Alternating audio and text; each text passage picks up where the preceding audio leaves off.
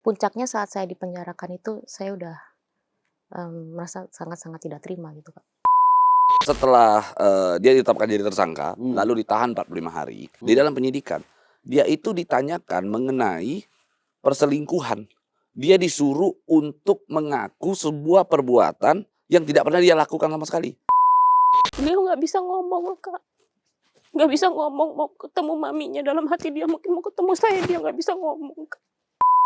Itu yang buat saya tuh sedih gitu. Sampai detik ini aja kalau Lani cerita, saya berusaha untuk menguatkan aja. Sebenarnya kalau saya jadi Lani pun, saya nggak mungkin kuat. Nah, sampailah di titik di mana kamu itu katanya mau dibawa ke Rumah sakit jiwa. rumah sakit jiwa.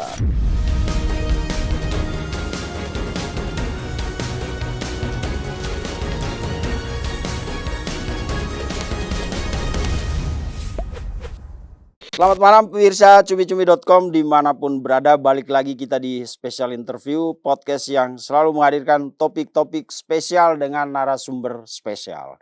Nah, hari ini kita kehadiran bintang tamu yang akan menceritakan tentang problematika rumah tangga yang dialaminya.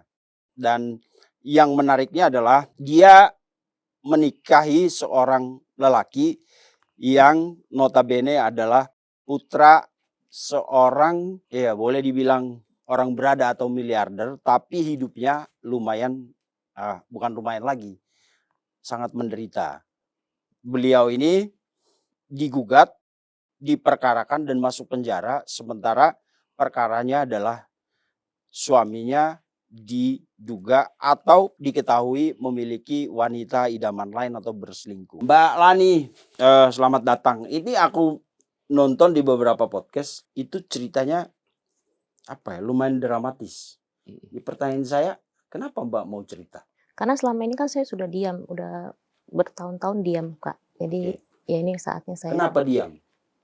Hmm. Kan kalau saya lihat di podcast entah di Densu, di Bunda Maya, di Ray-Ban, itu kan menurut saya cerita yang perlakuan yang Mbak dapatkan itu sangat tidak manusiawi. Betul. Ya kan? Tapi Mbak diam. Kenapa diam? Diancam atau memang Mbak milih pasrah atau apa? Saat itu udah pasrah sih, Kak. Puncaknya saat saya dipenjarakan itu saya udah merasa sangat-sangat tidak terima gitu, Kak. Oke, dipenjarakan. Ya, betul. Alasannya apa? Beliau memenjarakan saya atas dasar hal-hal yang tidak saya lakukan, Kak. Apa itu? Penipuan dan penggelapan. Apa yang dia tuduhkan Mbak melakukan penipuan dan penggelapan itu apa? Saya dituduh menipu dan menggelapkan uang perusahaan beliau. Seperti itu. Oke, dia punya bukti untuk itu?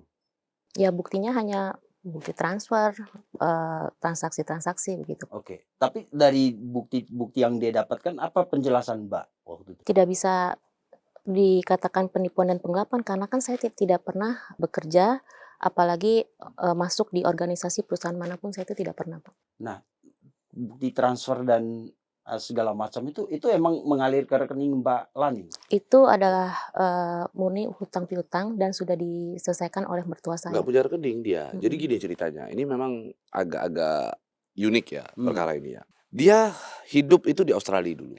Dia hidup di Australia. Di Australia itu kehidupannya kan pasti beda karena nilai ada perbedaan kurs ya dengan Indonesia kan gitu ya. Apalagi dia di Australia hidupnya itu tergolong kehidupan yang mewah karena suaminya pengen agar kehidupan mereka nggak mau tuh tinggal di apartemen, nggak mau. Maunya tinggal di satu rumah mewah, ada kolam renangnya, ada kebunnya luas, begitulah intinya. Jadi taraf hidup di Australia pun tinggi gitu. Tentu kebutuhannya akan sangat tinggi sekali. Anak-anaknya juga di sana kan. Uang sekolahnya saja satu orang itu bisa mencapai satu anak itu 200 jutaan. Anak ada 3. Ditambah lagi anaknya 1 berkebutuhan khusus. Terapinya hanya 1 kali terapi saja itu bisa 100 juta lebih kalau dikurskan di Indonesia. Jadi kalau kita total belum kebun, belum cicilan rumah, belum pembantu ART ya, belum pembantu tukang kolam renang. Total sebulan itu pengeluaran itu bisa 1,2 atau 1,3 miliar. Oke. Sementara yang di-cover oleh suaminya itu adalah berkisar $28.000. At least itu sejumlah sekitar paling 400 jutaan. Untuk nutupin kehidupan dia yang ada di sana tentu nggak bisa dong. Nah, lalu bagaimana caranya? Setiap dia tagih ini menurut informasinya Lani ya, setiap dia minta pada suaminya, dia dimarahin katanya. Ya, gitu ya Betul. ceritanya ya. Dia dimarahin.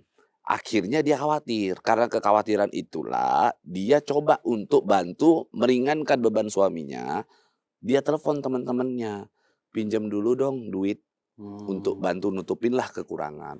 Dipinjemin sama temannya, dipinjemin sampai di titik dia nggak mampu bayar sama teman-temannya, nggak mampu mengembalikan uang yang sudah dipinjam ke teman-temannya. Karena temennya juga ada sebagian orang yang membungakan. Iyalah kalau namanya konglomerat, istilahnya istrinya konglomerat minjem, aji mumpung kan, ada sejumlah pihak yang aji mumpung kan, dibungakan. Begitu dibungakan, dia nggak sanggup bayar dong, kelilit utang. Akhirnya karena nggak sanggup bayar, dia minta tolonglah ke mertuanya yang bernama Artalita Suryani ya, Bu Artalita Suryani, Bu Ain ya. Dia minta tolong, Mami bagaimana gitu ya Iya, ceritanya betul. ya, Mami bagaimana ini? Saya solusinya saya dibunga-bungain nih. Marah dong sebagai seorang mertua, baik, Bu Ainnya baik. Marah dong, wah mantu gua gini ini. Dipanggil teman-temannya yang minjem-minjemin dia itu. Akhirnya Bu Ain membantu menyelesaikan persoalan hutang piutang tadi. Dengan cara apa?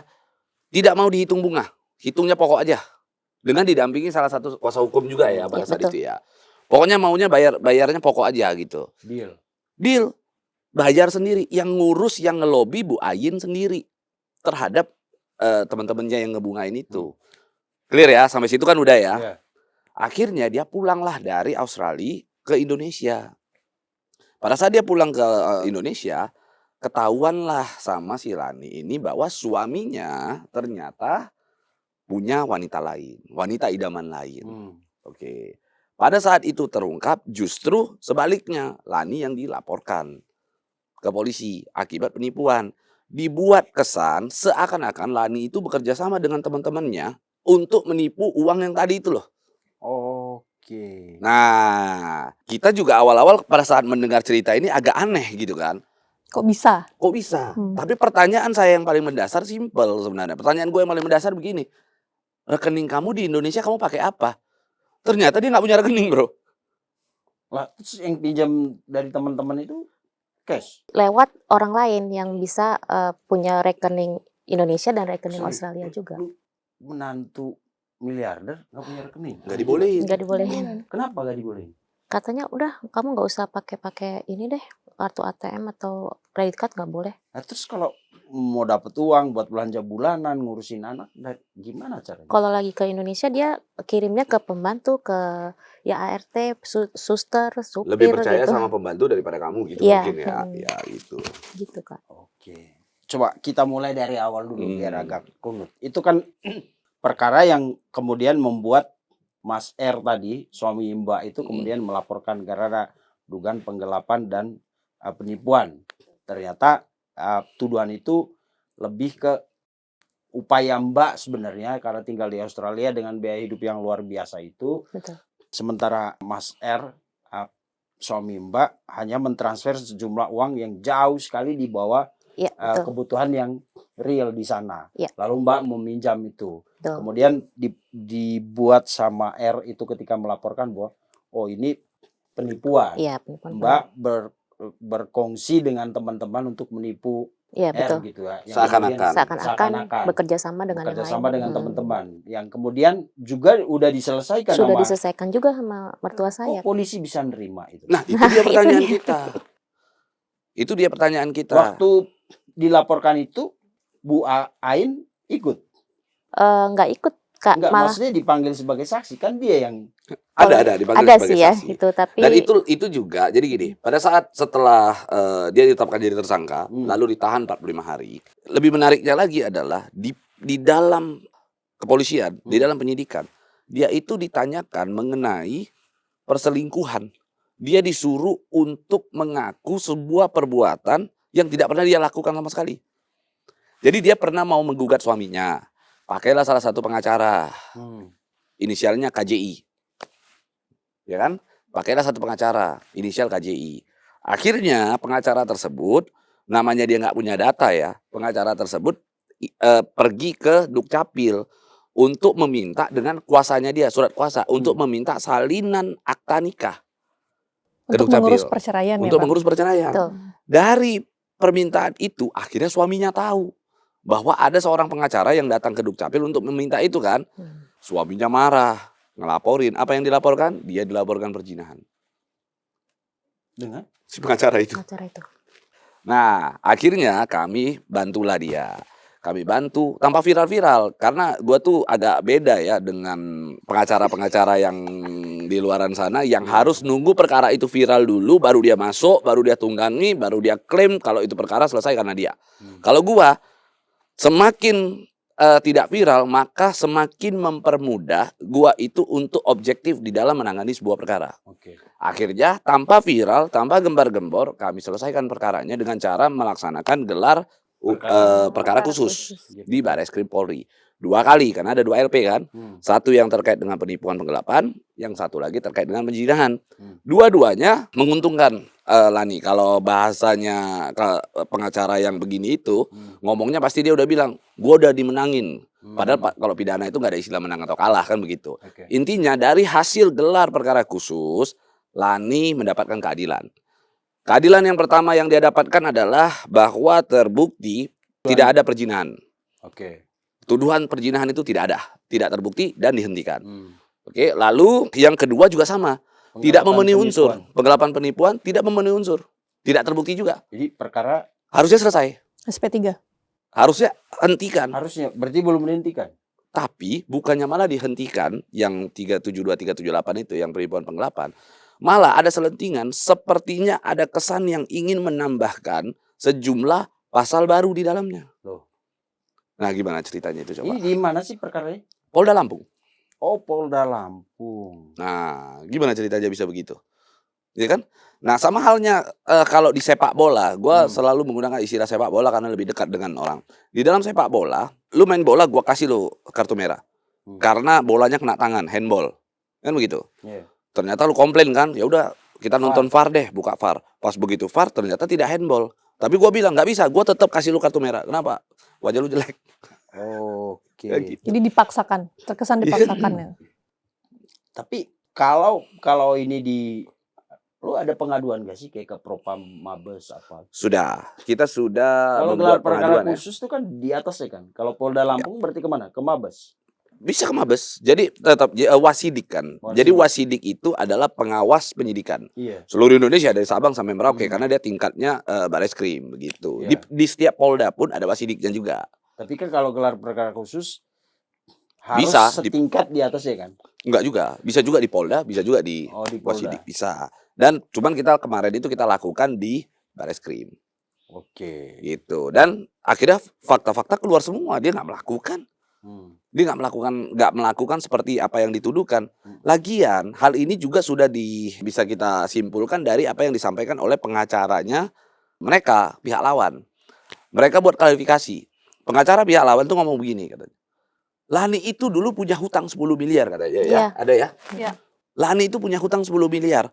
Banyak utangnya sama teman.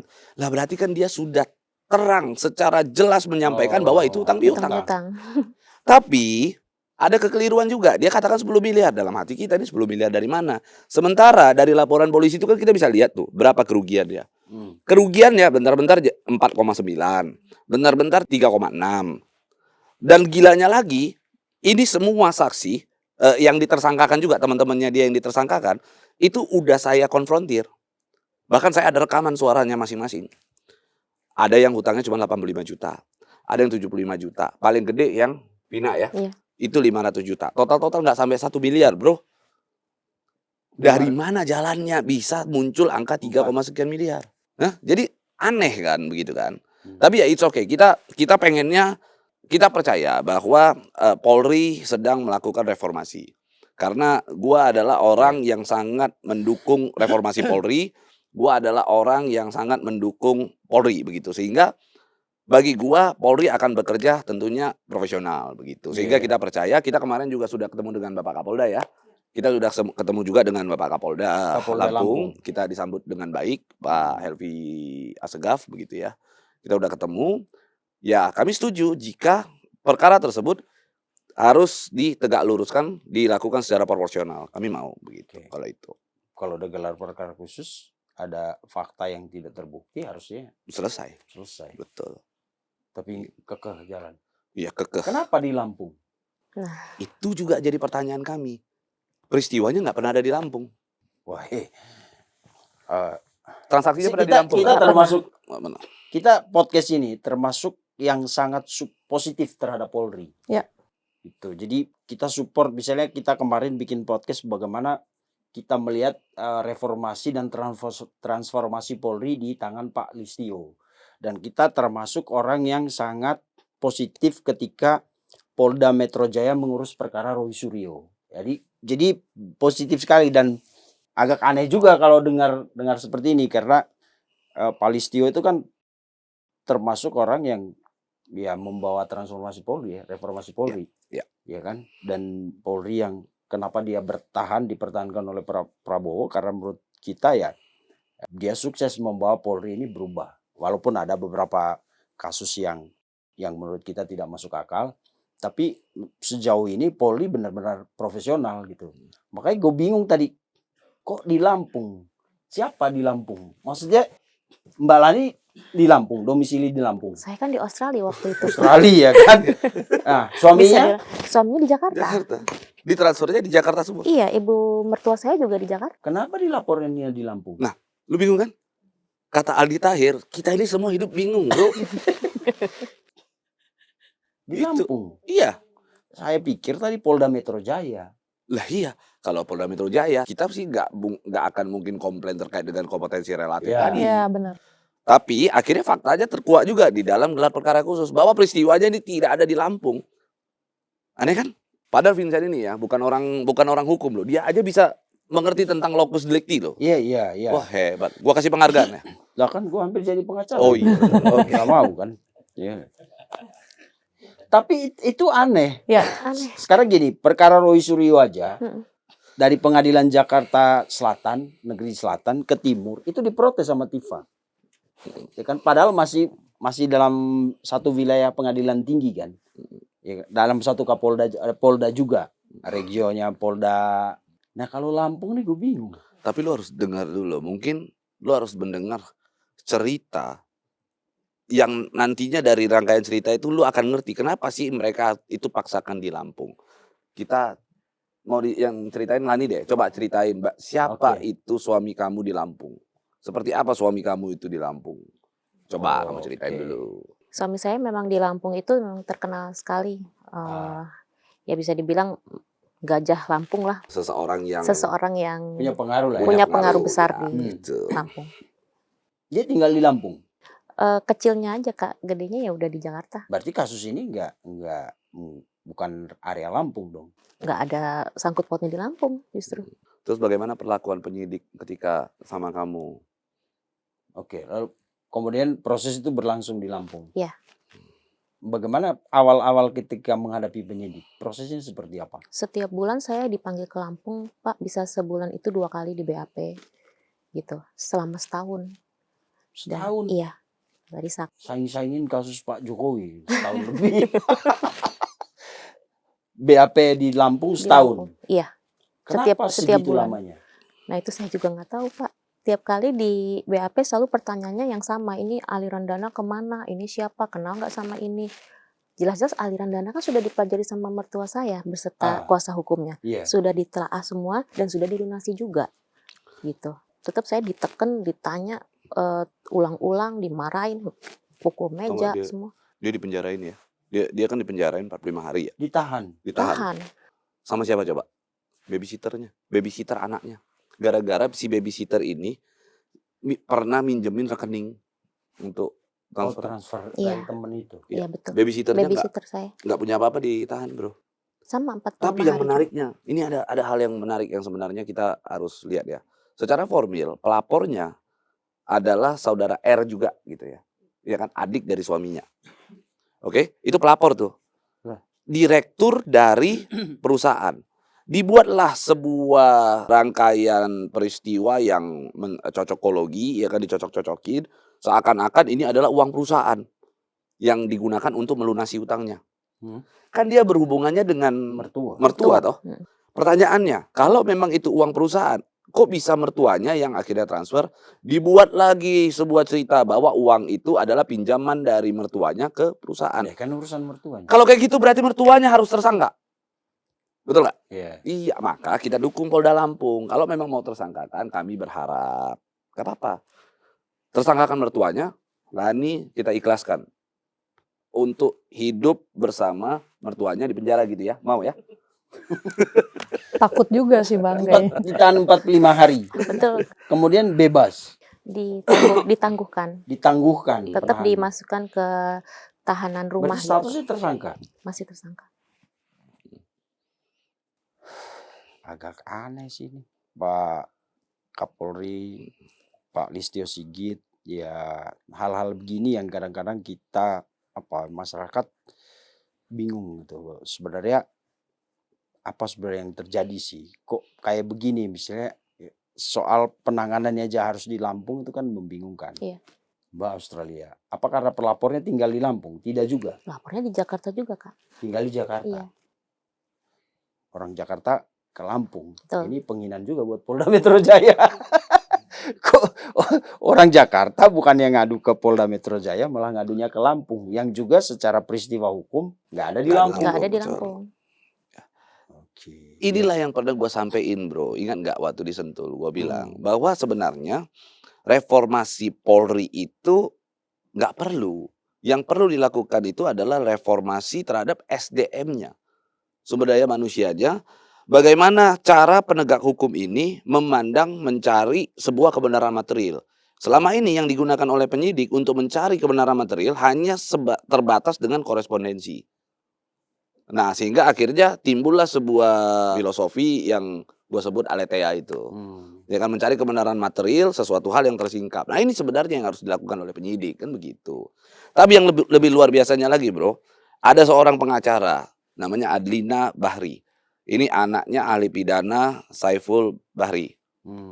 Bayangkan dia berani untuk belain Lani di mana semua pengacara itu takut. Pernah berurusan sama penyidik Polda Lampung? Ya, saya mungkin masuknya udah di ujung ya.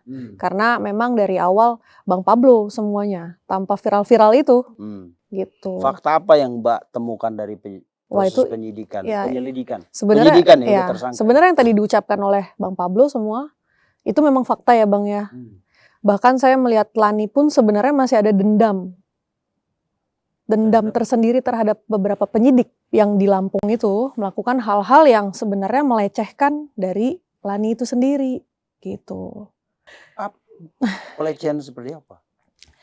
Misalnya nih di ruang pemeriksaan lagi diperiksa ternyata ada sentuhan fisik, ada diraba-raba pahanya. Wah, itu kan ini kita butuh klarifikasi dari teman-teman penyidik Polda Lampung ya. Kita di sini mengangkat fakta proses hukum. Kalau ada cerita yang menurut teman-teman penyidik Polda Metro Lampung itu tidak sesuai, kita berikan tempat untuk menyampaikan hak jawab. Klarifikasi. Itu jadi kita menghadirkan Mbak Lani di sini karena kita anggap sebagai korban gitu ya. Ya. Oke. Ada perlakuan seperti itu. Itu kan saya sebagai perempuan itu sangat tergugah ya Bang ya. Apalagi saya mendengar cerita dari Lani itu sendiri bahwa banyak pengacara yang datang tapi dengan cara nge-push, kamu punya apa? Jual dulu tasnya. Bahkan yang 911 itu, saya langsung to the point aja ya Bang ya. Bahkan meminta untuk punya mobil apa. Mobilnya dijual aja dulu. Padahal mobilnya yang dipunya cuma mobil-mobil Avanza tua. Butut. Kenapa gitu? Kenapa saya merasa bahwa memang kasus ini harus segera menjadi fokus utama ya untuk perbaikan Polri itu sendiri. Karena untuk membenahi tidak hanya oknum polisi, tapi oknum pengacara juga Bang. Gitu. Ada etika moral. Jadi seakan-akan pengacara yang hebat itu pengacara yang tajir, terlihatnya sukses ya kan. Tapi sebenarnya naluri, nurani itu sebenarnya yang pertama menurut saya. Urusan uang sih menurut saya itu nanti bisa mengikuti ya, itu kan ajaran dari almarhum ayah saya. Tapi saya lihat di sini banyak lawyer-lawyernya cuman mau pencitraan aja, pansos-pansos gitu ya Bang ya. Iya. Itu yang buat saya tuh sedih gitu. Sampai detik ini aja kalau Lani cerita, saya berusaha untuk menguatkan aja. Sebenarnya kalau saya jadi Lani pun, saya nggak mungkin kuat. Nah sekarang kita masuk ke cerita hubungan Mbak sama Mas R itu ya. Iya. Gimana awalnya? Awalnya baik-baik aja, Kak. Hmm. Setelah saya menemukan bukti-bukti perselingkuhan beliau, Oke. Nikah kapan sama Mas R? nikah di tahun 2007. 2000, udah lama. 2007. Betul. Berapa lama perjalanannya? Pacarannya aja dari 2001, Kak. 2007 nikah. 2007. Mm-mm. Itu kasus BLBI 2000 berapa ya? 2008. 2008. Oke, setelah itu kan ada goncangan yang menimpa Mertua mertua saya, ya. Mbak Lani kan. Betul. Dia yang nemani terus. Bahkan kalau kita searching itu berita, kan muncul itu ya mertuanya. Ah. Dia di sampingnya. Dia yang selalu di samping mertuanya. Dari Itu sidang. tahun pertama menikah langsung dapat cobaan seperti itu. Iya, betul. Dan Mbak menemani Bu Ain waktu itu. Dari awal. Gimana Setiap hari. ceritanya? Ya, begitu beliau terkena kasus BLBI itu, dari mulai ditangkapnya terus sidang semua saya yang menemani beliau. Di dalam sel juga saya yang selalu menemani beliau. Menantu kesayangan dong. Betul. Oke. Sementara kehidupan Mbak sama Mas R itu gimana? Di saat itu kan masih belum tahu ada perselingkuhan itu, Oke. Kak. Jadi ya awal-awal masih biasa aja. Terus saya dikirim ke Australia untuk menjalani bayi tabung saat itu. Kenapa? Karena memang lama kan belum dikasih gitu. Kan menikah 2007. Iya, terus Dikirim ke Australia 2009. 2 tahun. Iya. Langsung disuruh bayi tabung. Iya. Dan Mbak mau Ya, mau gimana lagi. ke Australia sendiri. Ke Australia pertama sama suami, terus suami pulang lagi ke Indo. Jadi saya di sana tuh sendiri, nggak didampingin beliau. 2009 itu. Betul. 2009 diantar Mas R. Iya. Mas Romi lah ya. Iya. Berapa lama Mas Romi menemani Mbak di Australia? Selama proses bayi tabung itu kan harus bolak-balik dokter kan ya, Kak ya. Hmm. Jadi pas dibutuhin suami datang, dia baru datang gitu. Terus Oke. nanti dia pulang lagi ke Indo. Tapi begitu pindah Australia langsung tadi nempatin rumah yang dengan biaya yang hampir Pertama masih di apartemen. di gitu. apartemen. Mm-mm. Terus Terus karena bayi tabung itu kan prosesnya lama ya, Kak ya. Jadi beliau memberikan rumah itu untuk saya.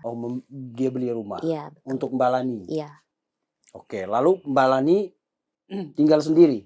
Tinggal sama anak-anak saya, sama ART, sama adik saya rame. Oke, kan masih proses bayi tabung tadi. Iya, Berarti betul. sendiri dong. Tambah sendiri. Udah Ah. gitu udah punya anak kan, ART-nya dikirim ke Oke, sana punya anak tahun 2010. Oh, jadi setahun setelah proses bayi tabung itu Iya, anak pertama lahir. betul.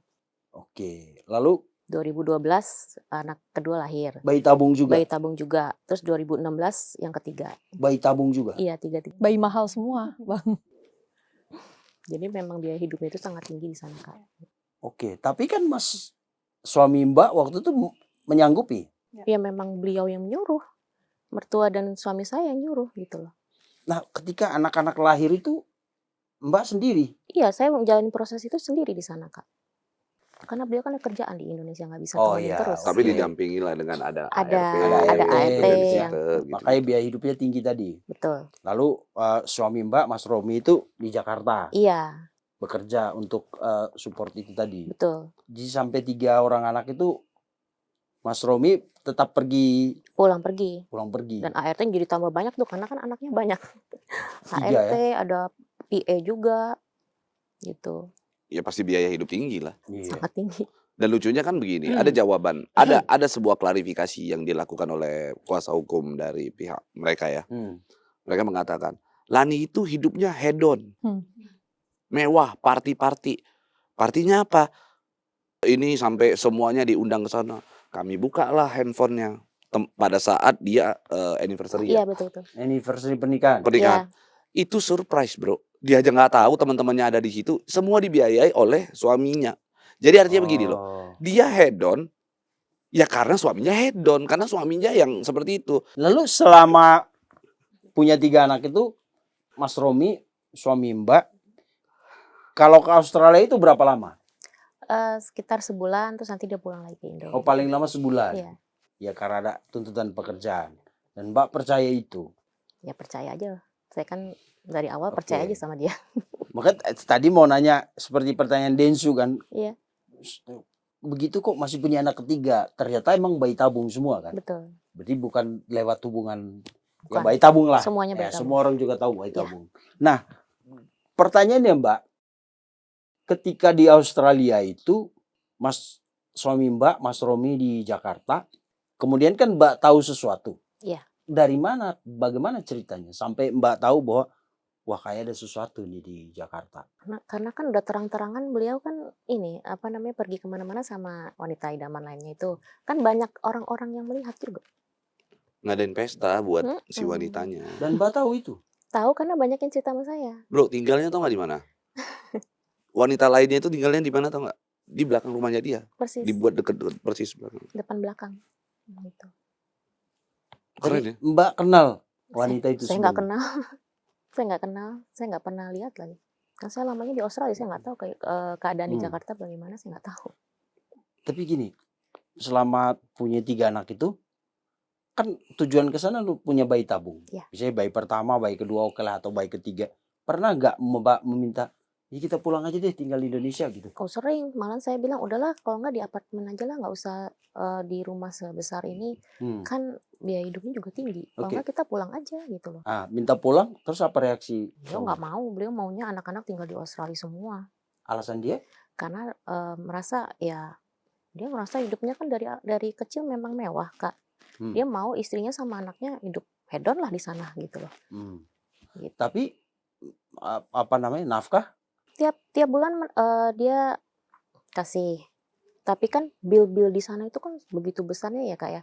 Dia Oke. itu di terakhir di tahun 2019 2020 tuh udah mulai kurang-kurangin mengirim dan sering telat gitu loh Kak. Dan saat itu Mbak tahu bahwa dia punya wanita lain di sini. Iya, di situ saya tahu tapi kan saya belum bisa membuktikan apa-apa. Baru selentingan orang ngomong gitu Kak. Oke, kemudian Mbak desak saya harus pulang gitu. Iya, Dan akhirnya Mbak pulang. Atas persetujuan dia atau atas persetujuan dia. akhirnya pulang? Iya. Lalu sampai di sini? Udah sampai di sini ketemu lagi bukti yang lain. Beliau punya anak lagi dari perempuan itu gitu. Oke. Mbak pindah ke Jakarta langsung tinggal di rumah yang sebelumnya? Memang rumah kita di Jakarta. Iya, maksudnya di rumah yang pas awal menikah? Iya, betul. Padahal rumah yang kedua itu ada di belakang juga? Iya. Iya, tapi sih sebenarnya yang paling miris adalah ketika dia itu dituduh berzina. Dia dituduh berselingkuh. Itu miris. Kenapa? Dia ini kemana-mana selalu bersama dengan ada ART, ada suster, rame-rame. Bahkan ada adiknya. Iya. Adik angkatnya suaminya. Iya. Adik iparnya dialah. Pertanyaannya, masa sih Lani sekonyol itu? Saya dari awal ketika dia ketemu sama saya, itu saya tegaskan berkali-kali ya. Sampai saya bilang sama dia, Lan kalau sampai suatu saat nanti ketahuan, terbukti kamu berzina, saya bilang, saya tidak akan pernah belain kamu. Saya ngomong gitu. Oke. Tapi balik kita ke Jakarta tadi ya. Mbak kan tinggal di situ. Ya biasanya menantu tuh ngadunya ke mertua. Iya betul. Pernah ngadu ke Bu Ain? Sering. Apa kata Bu Ain? Ya dibilang Neng, udahlah nggak apa-apa lah Koko sama yang sana. Yang penting kamu yang sah. Gitu aja. Terima aja lah. Berarti Bu Ain tahu juga bahwa Mas Romi udah lebih dari punya. tahu. Itu kan anak kesayangan beliau. Dia jauh lebih mengetahui anaknya dibanding saya dong. Sorry, Mas Romi Muslim? Bukan. Oh bukan. Berarti nggak ada dong pernikahan siri gitu ya? Nggak ada sih harusnya. Bu Ain tahu? Beliau ya membiarkan. Gitu. Lalu kemudian Mbak sempat marah-marah gak ketika tahu bahwa ternyata ya, suami pasti Mbak marah lah. Namanya istri tahu suaminya begitu pasti marah. Terus apa reaksi dia? Nggak mau ngaku, bilang itu cuma bohong lah, gosip-gosip aja gitu. Lalu Mbak nyampaikan bukti-bukti? Di situ belum ada bukti Kak. Buktinya baru-baru ini saya bisa tahu ada foto-foto semua. Sebelumnya kan hanya selentingan. Waktu Mbak sampaikan bukti ada foto, lalu udah punya anak dan lain-lain, gimana reaksi dia? Sebelum foto itu kan Julia tuh udah keluar dari rumah Kak. Karena kita sering cekcok. Ditambah saya tahu beliau menjual rumah saya yang di Australia tanpa sepengetahuan saya marah besar di situ. Tapi ternyata faktanya tidak dijual ya. Faktanya tidak dijual. Ngomongnya dijual supaya dia Nggak keluar. balik lagi. Iya. Keluar dari Australia. Iya, Ya, disetting gitu. ternyata tidak dijual. Pas tidak dijual, akhirnya rumah itu siapa yang nempatin? Maksudnya adik angkat dia. Adik angkatnya Mm-mm. yang di Australia. Iya, betul. Sama Oke. wanita itu kalau ke sana selalu di situ juga Iya, ya. betul. Bagi Iya gitu. TikTok, di switch. Kayak pengguna akun, ada beberapa akun kan. Tapi ada juga yang lucu, yang koper kamu ketuker. Iya. Nih, Jadi saya begitu beres-beres koper udah ada di gudang ya, koper pun udah butut, udah nggak saya pakai lagi. Saya lihat kok tagnya tuh kalau kita ke luar negeri, ke Singapura kemarin kan ada namanya tuh, misalkan Pak Pablo gitu ya. Dia tuh ada nama si Wanita perempuan itu. itu, inisial NO itu. Ya saya Koper. marah dong, barang saya diambil, dipakai, terus dibalikin lagi ke rumah barangnya saya. dipakai terus dibalikin lagi. Iya, kan ada buktinya tanggal kita naik pesawat kan, misalkan SQ tanggal segini ke Melbourne, Australia, ini namanya ini pemilik ininya, pemilik kopernya. Itu kan koper saya, jadi ada nama dia. Gitu, Kak. Oke. Kemudian di Jakarta Mbak kan keluar dari rumah. Tinggal di mana? Di rumah ibu saya, ibu kandung saya. Di Bandung. Setelah itu Setelah putus itu, komunikasi. Ya putus, nggak ada akses ngomong, ketemu nggak ada. Ibu mertua pun enggak. Sama sekali nggak Lihat bisa. cucu, lihat. Nah itu dia. Ditutup aksesnya Bang. Gitu. Sampai semua babysitter seakan-akan tuh jauh lebih berperan sebagai ibu dibandingkan ibu kandungnya sendiri. Nah jadi Mbak, anak-anak Mbak sekarang Ada di rumah mertua Babysitter. sama Di babysitter. rumahnya Jakarta. Rumah mertua, Jakarta ini, iya, rumah Mas Romi. iya betul. Dan babysitternya bisa ngehardik dia. Sekarang nih, keren. 3 tahun, selamat melahirkan 3 anak tuh bayi tabung itu diasuh, dirawat selama di Australia Betul. sendiri. Mm-mm. Terus begitu ke Jakarta, 3 anaknya diambil. Diambil semua. Istilahnya diambil gitu. Iya, di mereka semua, di tangan mereka semua. Dan Saya Mbak ketemu nggak- susah. Mau telepon pun kadang bisa, kadang enggak. Kebanyakan nggak bisa sih. Dengan alasan anaknya tidak mau. Gitu. Alasan anak tidak mau ketemu maminya, anaknya benci maminya, anaknya nggak mau ngomong sama maminya. Wah, Terdoktrin lah. ya ini perlu juga Mas Romi, suaminya Mbak belum cerai kan sekarang ya? Belum, Masih masih status sah. suami istri. Suaminya Mbak Alin, Bu Ain pun kalau merasa bahwa ada part dari cerita Mbak Lani ya, Ya. Mbak Lani yang menurut Bu Ain atau Mas Romi merasa ada yang tidak benar, silakan kita clearkan di sini. Kalau mau ngobrol bareng Mbak, Pertemukan aja ya kan? Iya. Iya. di Sampai tempat kita ini. lihat kalau Lani bohong juga, kita juga tahu ya. Ya. Kan begitu. Biar Betul. kita sama-sama clear tapi, gitu. Tapi tadi saya pikir cuma yang Mbak dilaporkan ke polisi, lalu sempat ditahan 45 hari. Ternyata kan Mbak besarkan anak-anak 3 anak itu di Jakarta, di Australia waktu itu sendiri. Iya. Ya Mas Romi sih ke sana. Tapi kan ikatan Batin. batinnya pasti dong sama ibunya karena selama di Australia. Tapi begitu sampai di Jakarta diambil. Diambil. Maksudnya waktu itu berarti Mbak diusir gitu dari Diusir. rumah. Setelah dipenjarain, terus saya keluar dari penjara itu, ya anak-anak kan tetap sama mereka. Sampai detik ini saya nggak bisa leluasa ketemu susah banget. Kecuali ada Wah, selalu ada acara di alasan lah sekolah. gitulah. Iya, soalnya ada alasan anaknya nggak mau. Mereka kan asik ngomong, kami nggak pernah nutupin. Memang nggak pernah ditutupin, tapi kan dia nggak bisa komunikasi langsung, harus Iya. melalui Babysitter. suster, baby sister, begitu-begitu kan. Cuman selalu dihalang-halangi juga, ada aja alasannya, anaknya nggak mau lah, apalah segala macam gitu. Berarti wah ini perlu perhatian banyak pihak sih, ada Komnas Perempuan di sini. Iya, hak dasar sebagai seorang ibu untuk bertemu anak-anak, terus ada KPAI juga. Iya, betul. Komisi Anak Indonesia itu perlu memperhatikan persoalan ini karena tadi saya pikir soal perkara pidana tindak dugaan penipuan dan penggelapan itu kan. Tapi ternyata ini kasusnya lumayan besar. Jadi Komnas Perempuan, Komnas Anak Indonesia juga ya mungkin perlu turun tangan untuk mendamaikan ini. Setidaknya hak Mbak Lani untuk bertemu anak-anak itu Anak-anaknya. dipulihkan. Ya, Komisi Betul. 3 DPR RI juga perlu. Iya. Oke, jadi begitu Mbak keluar dari penjara ke Jakarta, anak-anak Sudah sama memang sama mereka semua gitu. mereka itu siapa? Mertua dan suami saya kan memang satu rumah. Jadi awalnya pada saat dia ditangguhkan, Bro, dia itu ditempatkan di satu rumah ya. Satu rumah di Lampung. Setelah ditangguhkan dari kasus yang dari penahanannya itu, ditaruh di situ. Nah, sampailah di titik di mana kamu itu katanya mau dibawa ke Rumah sakit jiwa rumah sakit jiwa. Dia kabur. gitu. Saya pulang Wah, ke ini mama saya. skenario banget. Oh iya. Itulah makanya Adena mengamuk. Hmm. Langsung masuk, tas. Cocok. Nah, terus gini Mbak, anak-anak Mbak sekarang umur berapa? Yang pertama? 16, 14, 10. Harusnya mereka udah paham dong ya. Mbak merasa mereka itu kayak diindoktrinasi, diarahin atau 24 jam sama mereka kan gitu.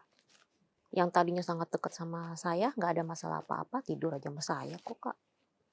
anak Dari pertama dewasa. laki? Anak pertama perempuan, laki-laki perempuan. Oh, oke. Setelah dipisahkan tuh perasaan Mbak kayak gimana ya? 3 orang anak yang selama di Australia hidup bareng, kemana-mana bareng, segala macam. Tiba-tiba dipisahkan gitu loh.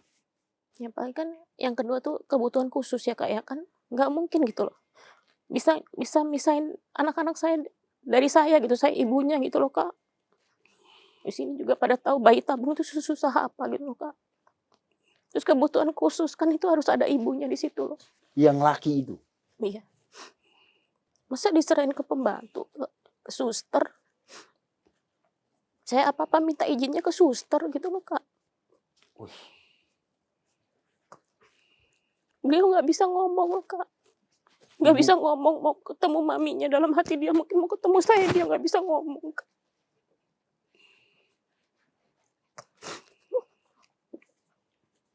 Telepon, video call pun nggak bisa. Ya susah, kadang bisa, kadang nggak dibaca. Ya pas bisa.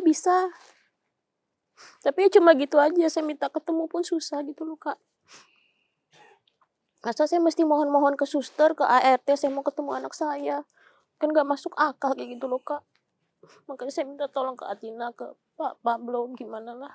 Saya cuma mau ketemu anak saya loh, Kak. Nggak minta yang muluk-muluk. Nggak minta apa-apa dari mereka loh, Kak. Masa udah dipenjarain, diusir, nggak dinafkain, nggak ketemu anak-anak. Saya juga nggak minta harta dia kok loh, Kak. Saya nggak pernah minta apa-apa sama dia.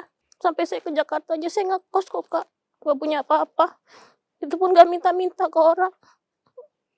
Sampai ketemu anak aja pasti dipersulit kayak gini, Kak. Sudah berapa lama terpisah dari mereka? Dari saya di penjara itu, Kak. 2025 kemarin. Hampir setahun ya? Iya. Pernah sekali nelpon? Telepon sering, tapi kebanyakan nggak bisa. Nanti nggak diangkat, nanti bilang anaknya nggak mau. Ketika nelpon, gimana ekspresi anak-anak Mbak itu? Seperti bingung lah. Mungkin kan di sana, ya saya nggak tahu ya, diperbolehkan atau nggak nelpon saya gitu. Tapi kebanyakan, oh udah pakai bahasa Inggris. Oke, Mom, I'm busy. Tomorrow I have a school. Gimana rasanya itu? Saya nggak bisa paksa anak-anak, Kak. Yang tadinya nggak pernah seperti itu sama saya. Dan anak yang berkebutuhan khusus itu? Kalau yang kebutuhan khusus jadi cuma bisa lihat muka maminya aja, kan belum bisa bicara gitu loh, Kak. Masa saya cuma dihadapin sama handphone lihat anak-anak saya aja, Kak, kan itu nggak manusiawi gitu loh, Kak. Dan berulang-ulang saya cuma mau anak saya ada ketemu saya lah gitu, jangan dibatas-batasin begitu. Telepon mertua udah nggak bisa? Ditutup akses semua, Kak, ke suami, ke mertua semua. Padahal dia pengen. Saya cuma mau didudukin bareng, ayo mau ngomong, ini kan sebenarnya kan kasus cuma rumah tangga aja gitu loh, Kak. Kenapa sih nggak mau duduk bareng gitu loh, dimediasiin harus gimana ke depannya. Dan dia sendiri nggak pengen harta juga, Bro. Saya nggak pernah minta Orang kan apa-apa kalau ke dia. namanya cerai kan gonong gini ya. Dia ngomong, saya nggak pengen gonong gini. Karena mereka itu udah kaya sebelum saya masuk ke keluarga itu, dia sampaikan. Lalu bahkan hak asuh anak saja dia bilang, saya relakan hak asuh anak itu kepada mereka. Kenapa? Karena kalau anak-anak di tangan saya nggak akan sanggup memberikan penghidupan yang sama seperti yang mereka berikan kepada anak-anak. Disampaikan. Tapi akses berikan, gitu. Dia hanya minta itu aja. Yang lain-lain nggak penting. Itu. Waktu ke Jakarta itu cuma Mbak Lani sama anak-anak, sama suster-suster itu. Iya betul Kak. Kemanapun saya harus sama anak-anak, harus sama ART, suster-suster harus ikut semua. Terus gimana perasaan mereka ketika ibunya di penjara gitu? Dipikirnya ibunya pergi aja. Nggak ada yang menjelaskan. Nggak ada yang berani. Mbak juga nggak sempat menjelaskan itu. Bagaimana saya mau menjelaskan? Saya nggak bisa telepon di penjara, saya nggak bisa ada akses untuk komunikasi sama siapa-siapa. Di penjara masukin ke sel tikus, bro. Dan sel tikusnya tahu sel tikus apa? Sel tikus untuk cowok. Semua cowok, nggak ada cewek. Boleh nggak kira-kira itu? Nggak ada air, nggak ada lampu, dan satu lorong semua cowok, Kak. Dan dia di penjara diintip sama di videoin dia lagi Mandi. di foto lagi mandi sama siapa? Petugas. Petugas yang ngawas di situ. Ada buktinya itu? Ada. Oh, kejam ini. Kalau keluarga Mbak sendiri gimana tanggapannya? Ya pasrah karena merasa mereka orang hebat lah gitu ya Kak ya. Kita nggak bisa berbuat apa-apa. Mau telepon aja udah nggak diterima. Ibu kandung saya telepon ke suami saya, ke ibu mertua saya nggak diterima juga. Jadi beliau udah pasrah aja. Lagi kan saya keluarga perempuan semua Kak. Nggak ada yang bisa. Ya kan kalau ada kakak cowok bisa seperti kayak punya kakak seperti ini kan saya udah aman. Masanya semuanya perempuan. Anak-anak itu udah ngerti harusnya komunikasi sama ibunya. Harusnya. Udah lancar ya. Cuma mereka memilih diam, lebih cenderung takut. Dari mimik mukanya itu takut kalau udah saya telepon. Apalagi yang kecil sama sekali nggak mau ketemu saya. Kayak nggak nyaman. Sampai bilang ke saya, "Mom, stop calling me, jangan telepon saya lagi." Anak kecil. Masih kecil kok bisa. Apa yang perasaan Mbak gimana? Wah, itu saya udah nggak bisa berkata-kata lagi kok anak-anak saya sampai saya nggak bisa ngenalin gitu. Bayangkan anaknya yang paling kecil jam 10 malam pada saat itu podcastnya Bunda Maya baru tayang tuh. Begitu baru tayang tiba-tiba anaknya pakai akun asli punya anaknya komen di Bunda Maya. "Mom, stop lying." Coba. Anak umur berapa? Umur 10. 10 tahun. Itu komennya jam 1 malam, Pak. Bukan jam 10. Dari Sedangkan mana? jam 9 dia udah tidur. Anak kecil 10 tahun bisa menjudgment ibunya katanya berbohong. Siapa yang suruh? Dan babysitternya bilang, Ibu Lani stop manipulatif. Babysitter yang ngomong. Pada saat dia marah ke babysitter, nanya kan ke babysitternya kan. Kok dia bisa tiba-tiba ngomong begitu? Iya, soalnya anaknya dia ini katanya komplain teman-temannya merasa malu karena teman-temannya semua pada ngirim link. Itu pada saat anaknya komen, Bunda Maya itu baru naik 10 menit, baru 10 menit tayang. Mana bisa dikirim-kirim. Ngeri kali dalam hati gua ya, ngeri banget anak-anak zaman sekarang ya. Tidur bisa di atas jam 10. Yang biasanya nggak pernah. Habis itu nontonin Bunda Maya gitu. Itu kan podcast orang dewasa Kak. Anak mana gua mungkin. sekarang 9 tahun, 10 tahun. Dia nggak kenal tuh Bunda Maya siapa. Nah, kok anak kamu bisa tahu berarti anak kamu sering nonton Bunda Maya kali nggak? Nggak mungkin Oh, nggak mungkin. Ketontonannya kan umur segitu kan kalau nggak games. Tapi gimana Mbak perasaan Mbak itu ditolak oleh anak sendiri yang Rasanya udah nggak. Hidup saya buat apa kalau nggak sama anak-anak saya gitu Kak. Dibilang anaknya yang nggak mau, maminya nggak becus urus anak kan lucu gitu loh Kak. Sedangkan kalau mau komplain begitu harusnya dari dulu ngomong gitu. Kok baru sekarang? Saya punya dokumentasi dari anak-anak saya di perut sampai detik saya di penjara tuh anak-anak saya selalu sama saya. Nggak pernah nggak sama saya. Ada foto, ada video, jam, tanggal, detik semua ada. Namanya dokumentasi ya. Jejak digital mana mungkin bisa hilang. Dibilang saya nggak pernah sama anak, makanya anaknya benci, anaknya nggak mau telepon. Itu kan aneh. Bahkan ada video yang anak kamu ngebelain kamu ya. Selalu. Anaknya ngebelain dia pada saat lagi bercanda sama suaminya. Anaknya ngomel-ngomel sama suaminya. Ya karena kan Karena sama dia gitu, terus kan. iya. Kemudian Mbak ada pertanyaan yang agak ini. kan di awal-awal itu boleh dibilang Mas suami Mbak Hmm. benar-benar memanjakan Mbak lah, meratukan Mbak. Ke Australia dibeliin rumah. Iya. Terus kan proses 3 anak itu bayi tabung. Betul. Yang ya, kita tahu biayanya gede banget. Besar. Apa yang membuat dia kemudian tiba-tiba berubah gitu? Dari saya berantem soal rumah dijual itu, dia langsung pergi. Dan nggak lama dari situ saya dikirim surat panggilan dari Lampung. Kan aneh Pak di situ. Pasti ada yang ngompor-ngomporin Iya. lah. Itu mah udah sering terjadi di kota-kota besar, bro. Banyak orang yang datang ke sini menceritakan persoalan rumah tangganya. Pemirsa bisa scroll nanti banyak video kita tentang persoalan seperti ini. Tapi dari cerita Mbak Lani ini, yang mungkin nanti mudah-mudahan Mas Romi suaminya Mbak Lani atau Bu Ain mertuanya Mbak Lani juga bisa datang untuk mengklarifikasi cerita ya. Mbak Lani. Karena terlalu dramatis, bahkan sadis. Iya, karena dia udah menerima apapun yang diinginkan oleh suaminya sampai harus pindah ke Australia, melahirkan 3 orang anak lewat proses bayi tabung, mengasuh, mendidik, merawat mereka di sana ya. Memang dengan bantuan babysitter.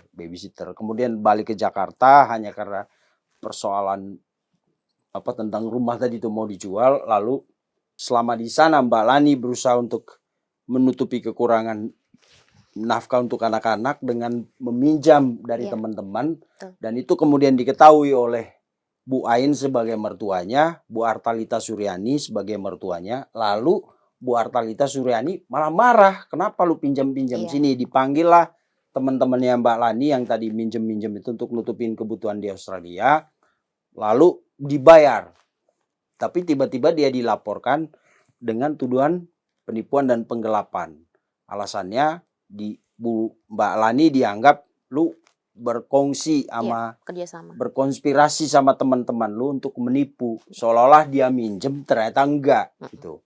Padahal ya faktanya Bu Ain sendiri kan itu yang pertama. Kemudian yang paling tragis sebenarnya adalah bagaimana dia dipisahkan dari ketiga anaknya itu sih sebenarnya apapun persoalannya hak dasar seorang ibu untuk selalu dekat sama anaknya itu tidak boleh dipisahkan. Karena itu tadi saya ingatkan mudah-mudahan Komnas Perempuan, Komnas Anak Indonesia, Komisi Perlindungan Anak Indonesia itu mudah-mudahan mendengarkan persoalan ini dan mau membantu untuk memediasi supaya hak dasar Mbak Lani untuk ketemu anaknya bisa bertemu. Dan untuk Polda Lampung juga mudah-mudahan lebih jeli, lebih teliti menangani perkara ini. Dan kalau ada cerita yang lagi-lagi kalau ada versi yang berbeda silakan, kita terbuka untuk memberikan ruang untuk klarifikasi. Ya saya speechless sih kalau sudah bicara tentang ibu dengan anak dan apalagi perlakuan yang dialami Mbak Lani seperti yang diceritakan ya. Kalau Mas Romi atau Bu Ain punya versi sendiri silakan. Tapi dugaan gue bro, ini dugaan gue ya. Ada pihak-pihak yang memang dengan sengaja memberikan hasutan-hasutan kepada Romi maupun Bu Ain. Iya, karena insting. Kenapa? Gue bercermin dari podcastnya dia yang pertama pada saat dia di Densu. Gue mendapatkan informasi. Ada pihak yang datang mencoba untuk berkomunikasi dengan Densu minta di take down. Lalu akhirnya Densu kan mengatakan kepada orang tersebut bahwasannya kami memberikan hak jawab. Mau, tapi yang jawab bukan Romi. Malah pihak lain yang mau datang menjawab. Yang tidak ada urusannya. Dan mengaku bahwa dirinya yang paling tahu. Mengaku dirinya paling tahu urusan ini. Ya kan? Nah dari situ tuh gue merasa bahwasannya kayaknya terlalu banyak orang yang mencampuri. Terlalu banyak orang yang memberikan masukan. Hingga sudah tidak objektif lagi dalam melihat persoalan ini gitu. Karena terlepas dari perkara BLBI itu ya, yang melibatkan Bu Ain tadi, menurut gua kalau dilihat kayak orang baik Bu Ain. Ya, gua juga awal-awal ya, gua ngomong soal masalah Romi punya perempuan lain, sekalipun mohon maaf, gua nggak bermaksud gimana-gimana. Gua bilang, gua sendiri juga bukan orang yang baik-baik amat. Apalagi gua juga pernah lah melakukan kesalahan, mengkhianati pasangan begitu. Tetapi kenapa ya sampai harus melakukan satu upaya kriminalisasi kepada pasangan kita sendiri, yang mana pernah hidup bareng, tidur bersama, bangun bersama, makan bersama, kenapa harus lakukan hal itu gitu. Nah itulah yang akhirnya gue coba analisa, kayaknya ada pihak yang mencoba membuat keadaan semakin keruh. Tapi apa kepentingan dia orang itu? Cari muka, nggak usah jauh-jauh, teman dia aja ada satu kok yang cari muka, betul nggak? Ya, temannya dia juga sama, melakukan hal yang serupa, memberikan keterangan-keterangan yang sebenarnya nggak layak untuk disampaikan, memberikan satu informasi yang tidak benar, Manipulasi. memanipulasi, Informasi.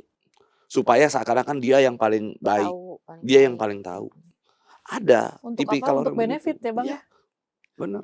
Untuk mendapatkan keuntungan tersendiri. Kedekatan dengan Ibu Ayin itu. Dan itu nanti ada part tersendiri yang akan kita lakukan ya. Kita sedang mencoba mengkaji lagi kalau memang ada satu langkah yang bisa kita ambil untuk temannya dia yang memberikan informasi dan pengaduan yang tidak benar, kita akan lakukan upaya-upaya hukum itu. Oke. Gitu. Mbak Lani, ada yang mau disampaikan ke suaminya, ke mertua, dan terutama ke anak-anak? Untuk pertama untuk suami saya, Romi, saya relakan dan saya ikhlas jika kamu lebih memilih perempuan itu. Saya ikhlaskan, saya doakan semoga bahagia, langgeng, sukses, lancar semua. Dan untuk Ibu Ayin semoga Mami tambah sukses, tambah bahagia. Maafkan saya sebagai istri dan menantu yang tidak sempurna. Saya hanya minta satu, tolong saya mohon jangan persulit saya untuk ketemu dengan anak-anak saya. Itu aja. Untuk anak-anak? Untuk anak-anak, Elena, Roland, Elora, Mami tunggu kalian untuk ketemu sama Mami ya. Tolong jangan dengarkan siapapun yang bicara jelek tentang Mami, karena di dunia ini tidak ada yang lebih tulus dari ibu kandung kalian sendiri. Itu aja. Oke. Yang ke netizen, yang kamu kemarin pengen sampaikan ke netizen. Ibu Adina. Oke. Ada yang mau disampaikan, Bu? Ya, saya sangat jelas ya, karena isunya ditarik di media sosial ini seakan-akan yang membantu Kak Lani ini adalah orang yang mau ambil benefit. Terlebih dari Bang Pablo. Jadi ada satu akun di situ tertulis manipulasi Lani. Ditulislah di bionya, suami pertama siapa, suami kedua yang membantu lawyer sebelumnya. Suami ketiga Bang Pablo dicatut namanya. Ya, Pablo Antartika. Ya, jadi Coba sebut Pablo berdua, gua kejar tuh siapa tuh jawab. Jadi memang ya saya sih menduganya itu juga wanita idaman lain itu yang melakukan hal tersebut. Sampai adanya koper itu kan disengaja Bang. Ya. Sehingga terjadinya keributan di dalam rumah tangga gitu. Sebenarnya kalau misalnya suaminya Kalani itu mau bercerai kan sebenarnya gentle aja ya. Iya udah aja gitu. Bener gak Bang? Gak perlulah melakukan upaya seperti ini. Tapi memang ada hasutan-hasutan yang membuat kesabaran dari klien kami ini ya ada batasnya gitu. Jadi lawan kita pun buzzer ya Bang ya. Ya. Tapi ada satu hal yang sebenarnya ini kalau lu denger dia yang ngomong, lu tuh nggak akan bisa tidur nyenyak. Apa namanya ya? Hati kita itu pasti nggak akan rela ketika melihat dia itu akhirnya harus terjolimi. Udah sampai begini aja bro, dia masih minta netizen untuk jangan ngebully suami dan mertuanya. Coba bayangin. Kamu sampaikan yang kamu kemarin pernah sampaikan. Iya, saya bilang untuk para netizen, tolong jangan berkata yang memojokkan suami saya dan ibu kandung suami saya, Ibu Ayin. Walau bagaimanapun beliau itu ayah dari anak-anak saya, nenek dari anak-anak saya gitu. Gitu, Pak. Ya gitulah pemirsa. Tidak ada hal yang lebih kejam dari dunia ini selain perbuatan memisahkan seorang anak dari ibu kandungnya. Karena semua orang lahir dari rahim seorang ibu. Siapapun kita, dimanapun kita berada, jangan pernah lupa bahwa kita lahir dari rahim seorang ibu. Karena itu kejahatan, hal yang paling dibenci oleh semua orang adalah ketika kita menjauhkan seorang ibu dari anak-anak yang dilahirkannya. Mudah-mudahan kisah Mbak Lani ini menjadi pelajaran buat kita semua, terutama menjadi insight baru untuk siapapun yang terlibat dalam perkara ini, entah Mbak Lani, kedua lawyernya, penyidik Polda Lampung, juga mungkin Mas Romi dengan Bu Ain. Mudah-mudahan ya persoalan ini segera diselesaikan dengan sebaik-baiknya, dengan tujuan utama tentunya supaya Mbak Lani mendapatkan hak dasarnya sebagai seorang istri dan sebagai seorang ibu. Sekian, sampai jumpa di episode selanjutnya. Pasti kita pengen ekspresi mengedepankan estetika. jelas tadi mendengarkan.